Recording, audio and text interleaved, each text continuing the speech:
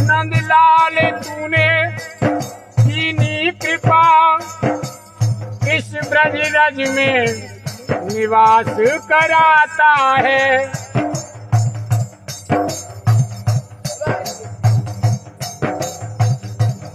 नैनन से नित्य कुंज निहारूं,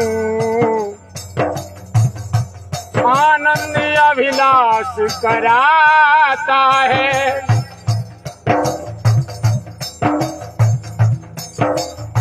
जो रस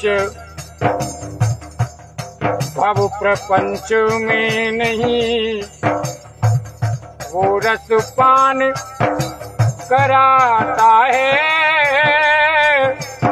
पर नंदन अपने प्रेम में मुझे पागल रोज बनाता है।